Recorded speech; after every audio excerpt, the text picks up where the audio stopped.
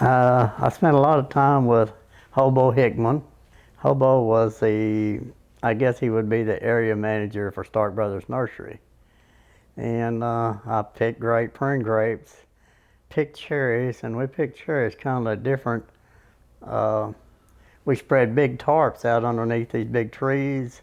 We'd take long poles and beat them, and all the little seed cherries is what they were.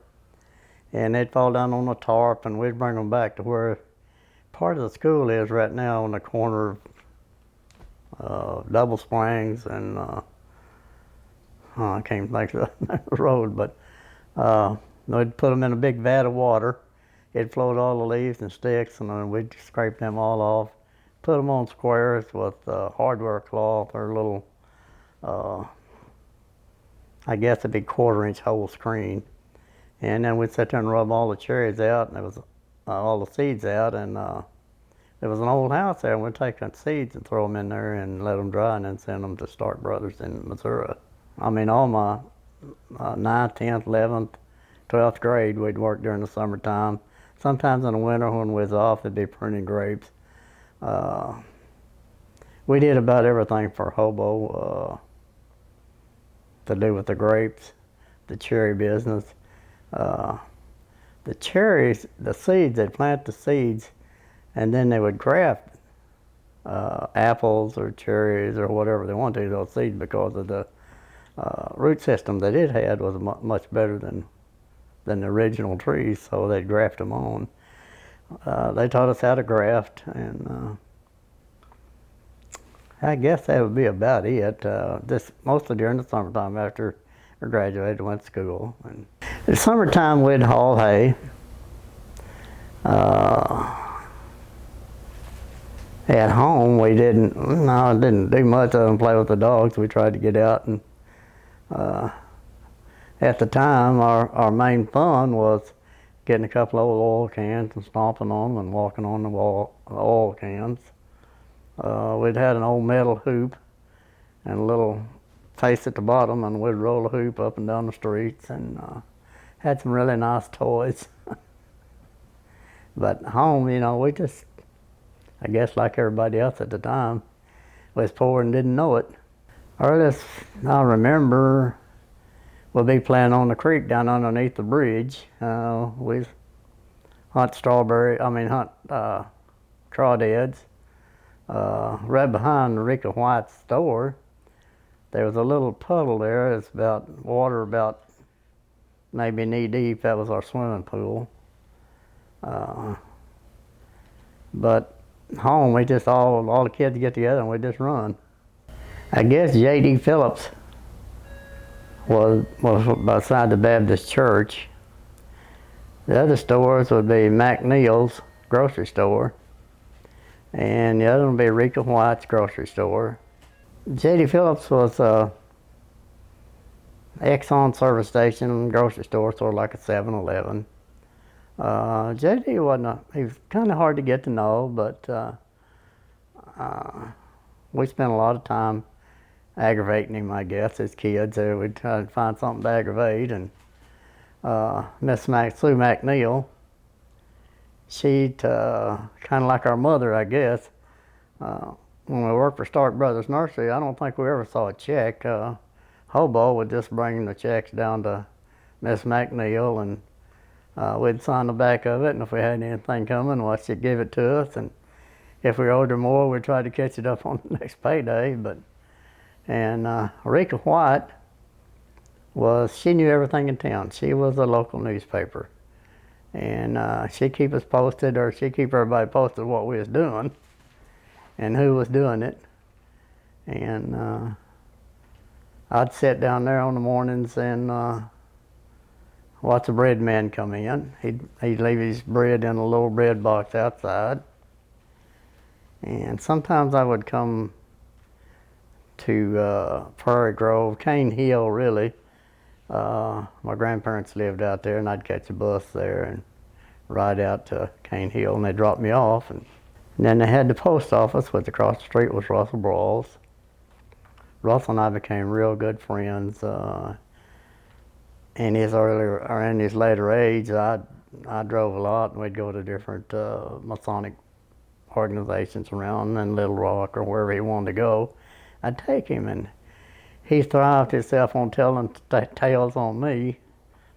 He said I'd go down at night and tie his flagpole rope up in the top of the pole, and then he'd give me a quarter in the morning to climb that pole and get his flag rope back down. And I never could convince him it really wasn't me. It was Stanley that did that. But you know, I said, I can't take your quarter, Russell. He said, yeah, you can. Yeah, it's okay. So Russell and I was really good friends. He was quite a man. I just remember that back then they all had names, you know, nicknames, and I remember his, they called him Thin Oil, and that's because he didn't have much hair, so it didn't take much hair oil for him. And Thornton Buchanan was Buck. They used to all gather on Sundays and play baseball up at the school. And they draw pretty good crowds. You know, that's about all we had to do at the time. Different towns would get together and would play different towns every week, you know, and sometimes it'd be here and sometimes it'd be away, but you know, they'd played Huntsville and St. Paul and all the towns out around in the area. Kids, I mean, the guys they were grown men, they'd all grow up and gather around and start playing baseball. And we'd sit around and watch them. Sometimes, I think a little moonshine got kind of mixed up in there, but because sometimes I'm not sure if they knew the ball was coming or not, but it still was a lot of fun. Farmington is a good town to have grown up in. All of them, all the small towns are good to grow up in. I can remember just about all of them from the first grade was Miss Brown. And come on up there, I think Mr. Stamps was the 6th grade when I was in the 6th grade. And Coker is when I got into high school. He was, gosh, I think he's right around 7 foot tall. And all the teachers were really nice. Mac Hamlin was a math teacher or something. He's one of the guys you didn't really mess with because he'd been in the Marines and come out and was teaching school, and they always tried to get on him, the seniors, you know. They'd say, well, let's just take you outside. He said, I'll take you all out there, and none of you going to come back in here without a limp. But Mac was a nice guy. I mean, you didn't back talk him. Miss Romans, she was a nice teacher. She taught my mother, and then she taught me and my brother. Classmates were probably Larry Doster. He has since passed away. Gene Woods, Jimmy Carney. Classmates, there wasn't a lot of them. I think in my class there was only 13 of us. And it started out more than that, but we only went through the senior years at 13. It was 7 boys or 7 girls and 6 boys. David Cox, he was a good friend. He actually taught us math in school.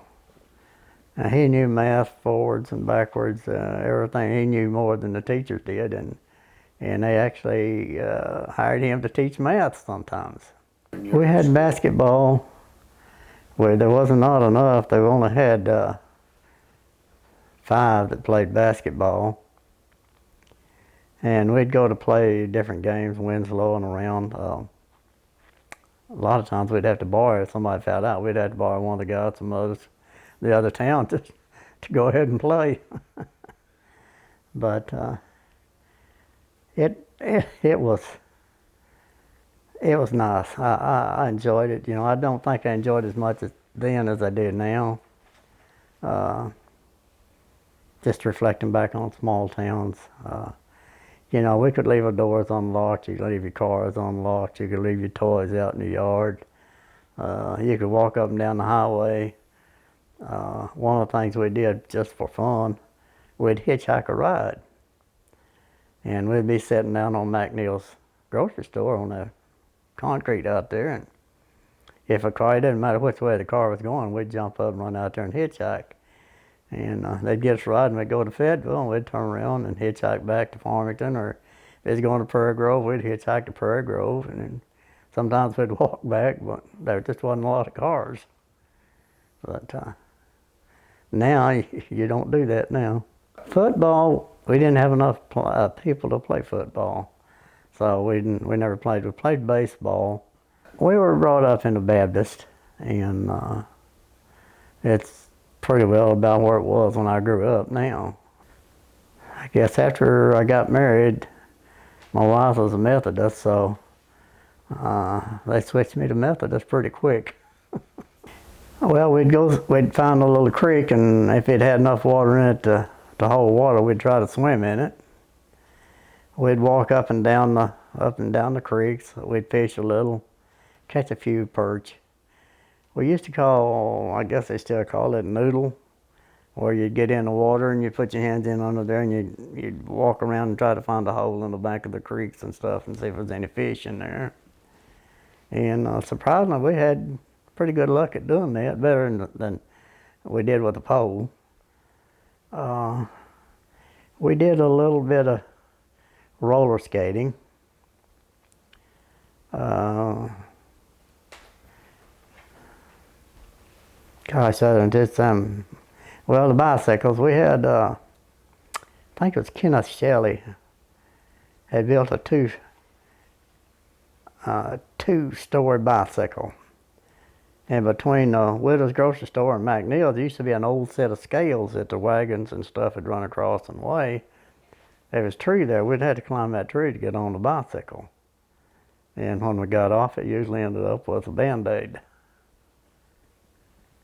That just, we didn't have any money. There wasn't nothing to do if you had any money. So we just, kind of like that TV program, we made do with what we had and got by on less, I guess.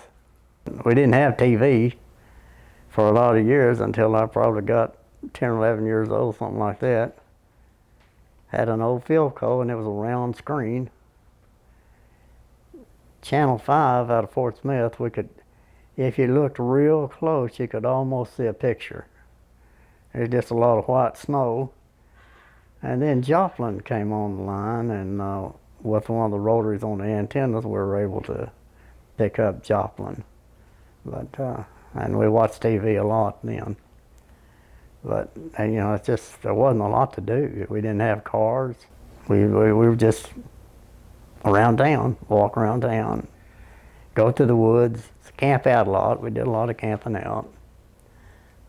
Had the Boy Scouts, and we got into that. We was pretty active in the Boy Scouts. I got out of high school. Went to Spartan School of Aeronautics in Tulsa, and joined the service, and I spent most of my time in Lake Charles, Louisiana.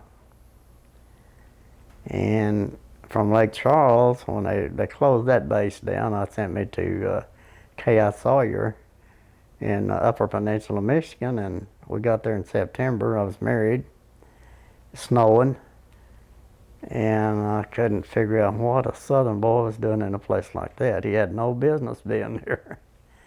But after I got out of that, I went back to school, to electrical school, and just kind of traveled around the United States like my father did, trying to make a living. I guess that's kind of when I got a lot into government, because everywhere we go, we had to go into the city halls and take tests and all that in order to work in the towns. So I came back and kind of got into that and wondered why we didn't have a lot of things in Farmington that other people had. And I said, well, let me see if I can't do something for that. So I ran for mayor and was elected, and we started building Farmington. And we worked hard at it. A lot of people didn't appreciate it, a lot of people did. we accomplished a lot in Farmington. I was elected mayor in 1969, I guess, and started in 1970. There was not a lot in Farmington. I decided, well, what do we need? Let's see what we need. Jerry Shannon was on the council. He and I was good friends. We talked things over, decided what we needed to do, and we set in to do them. First thing we wanted to do was get a fire department. I said, okay, I'll buy a fire truck. So I got a chance to buy a new fire truck, and I bought it, and we had everybody wanted to have an election, and they voted it down. They didn't want a fire department. So I said, okay, then I'll sell it, and maybe we could rent a fire department out as a hay barn or something. Of course, my wife told me not to say all that stuff, but that's what happened. And then they decided, well, maybe we ought to have another election. So we had another election, and it passed then, which meant savings in dollars for them, you know, on their insurance. And we got a lot of people. Appointed Bill Andrews as fire chief, and Bill did a fantastic job on training and getting people interested. He was a member of the federal fire department, or I guess part-time or something like that. If the phone rang, then they all, kind of like we did here, we went out. Then I kind of made a list of what all we started out at there. One of the things that I really saw in these other towns was older people. You know, my thing was, I need to do something for older people. So I talked Carolyn into doing the elderly nutrition program, and she finally agreed. So we'd pick up the meals, or she'd pick up the meals, and she delivered them. I think we had about 45 that she delivered to, and we did this every day, I guess until I left. That was one of the main things. The other thing that I really wanted to do, I liked, was a sewer system. So at the time, Bill Clinton was in office, and Russell and I went down to talk to Bill, and he said, okay, we'll see what we can do in the soil and bank. And we applied for a loan. So he gave us a grant to do the sewer system. So there was no taxes involved in it. It was free.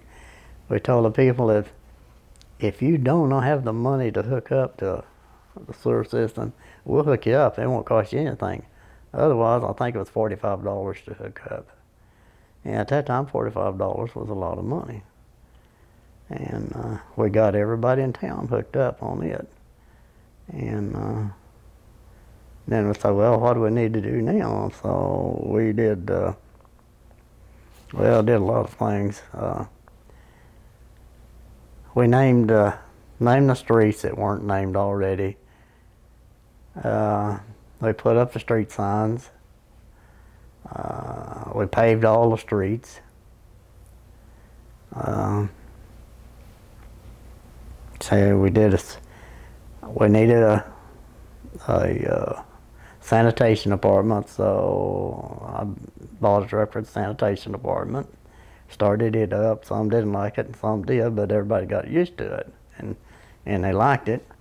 Then we took one thing I guess I caught a little flack over. Out where where all the growth is, where the Casey's and all that group of post office and all that doing. Well, I ran a 6-inch water line from there to 170 out in the middle of a cow pasture. Well, why are we putting it out there? I said, well, that's future growth. That's one way we can go. And again, I get that with a grant, and there was no No taxes involved in doing that. No raise in the water. We numbered all the houses in the town. We started a police department. Some liked it and some didn't. We built a dog pound.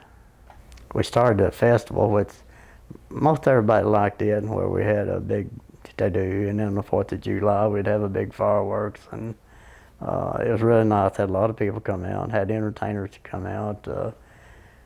Mickey Getty was out, Johnny Russell, Christy Lane, the Southern gentleman, I can't even think of his name now. But you know, that was pretty good. That took a lot of work, and KFAY, the radio station, and was Pat Demery owned it, and he was really a big help. Pat, I'd go to him sometimes and get a little knowledge from him, and he was a big help to the city of Farmington, sponsorship or whatever we needed. We did the sanitation department. Gosh, I don't know. We just, about everything you see, we started it out, I guess. Sewer, water, police. Well, it started out as a bicentennial. I applied for a grant. We got a small grant to do that, and we had a lot of help. We had the chickens that actually donated, and we barbecued chicken and rice or beans and potato salad and stuff. We did it on what's now the baseball field. We built the baseball field and the concession stand. A lot of it was all donation. We didn't have any, again, there was no tax money or city money involved in it. City didn't have that much money anyway. But the festival was really something that kind of brought everybody together. Everybody seemed to enjoy it, so we continued it. But I don't believe they do it now. But it's something then that was small enough that we could do it and manage it. They do a big fireworks now, so that part was carried on. We had a sales tax, I guess. It would have probably amounted to, I don't know, maybe $3,000 or $4,000 or something. We had very little money. Everybody thought the city was wealthy, but we weren't. A lot of it was donated. When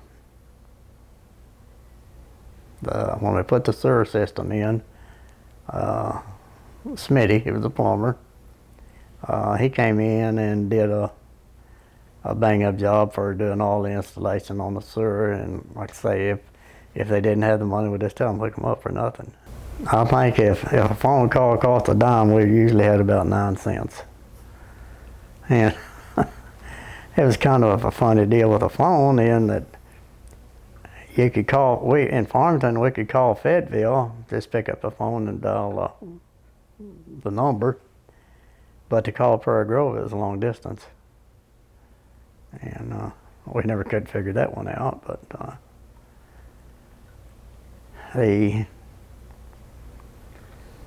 it helped, like Russell, Pat Demery, and some that I can't think now, and I wish I could.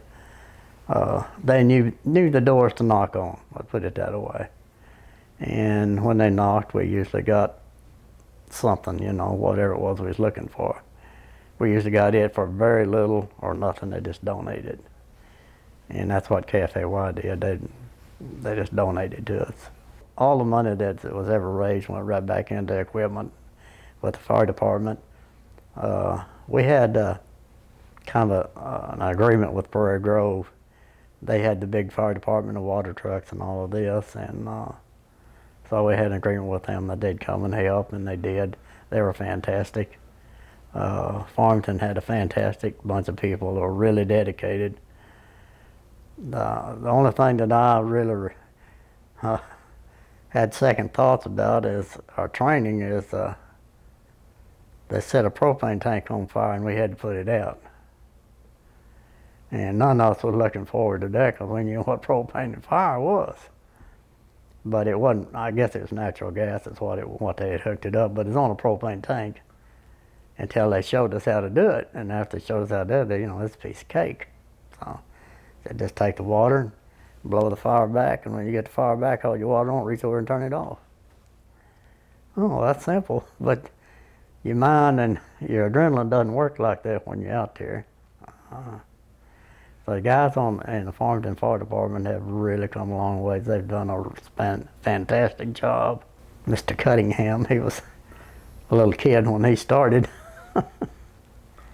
but he's done a nice job up there. Bill did a good job. Everybody ought to get involved in politics. It's something that, we sit around in little groups and we cut this down, we cut that down. I think at one of to be kind of sarcastic or overbearing or something, we had a few people at a city council meeting one night that was, I think it was over dogs or something. And that's the first time they had been to the city council meeting. I told them, I said, well, I'm going to tell you, it's just like this. I said, if you don't get involved in city business, then I'm going to tell you what to eat, where to eat, when to eat, and how to eat. You get involved in city government, and then you tell us what you want. And then we'll do it that way. So and that holds true today. If you don't vote, you don't get out and get involved in these committees. They got lots of committees going now. If they don't get out and get involved in them, they got nobody to complain. Yeah, it's like a family. That's all a town is. It's a family.